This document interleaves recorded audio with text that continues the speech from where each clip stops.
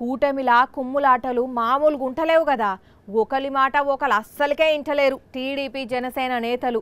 నీతోని నాకేందంటే చల్, నీతో నాకేంది, నువ్వో లెక్కనా అని ఒక్కటంటే 10 అంటున్నారు. ఈ గండ్ల చింతమనేనైతే ఇంకా ముందే ఉన్నాడు. మొన్ననే నేను మా అవ్వయ్య మాట చంద్రబాబు మాటనే వినా, మీ మాట వింటనా అన్నాడు కదా జనసేనోళ్ళను. అంతటితో ఆగకుండా ఇయాల ఇంకా రెచ్చిపోయిండు. చింతమనేని జనసేనను చింతపండును కొట్టినట్టు కొడుతుండు. మొన్ననే నేను మీ మాట ఎందుకింటా అని నిండు సభల జనసేనోళ్ళ పరువు తీసిండు కదా.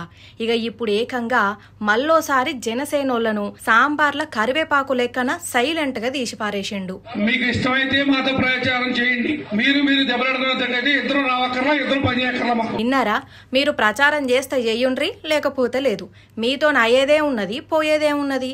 ఏదో పొత్తులున్నాం కాబట్టి ఇంత దేకుతున్నాం, లేకపోతే వేరే ఉండు అన్నట్టే మాట్లాడుకుంటా జనసేన నాయకురాలు ఘంటసాల వెంకటలక్ష్మి మీద కోపం చేసిండు. ఇట్లున్నాయి వీళ్ళ పొత్తుల కత్తులు. ఇక్కడ ఒక్క కాడనే కాదు, ఎక్కడ చూసినా ఇదే కథ. ఇదంతా చూస్తుంటే వీళ్ళని ఎవ్వరు ఓడించాల్సిన అవసరం లేదు, వీళ్ళను వీళ్ళే ఓడించుకుంటారు అనిపిస్తున్నదిలే.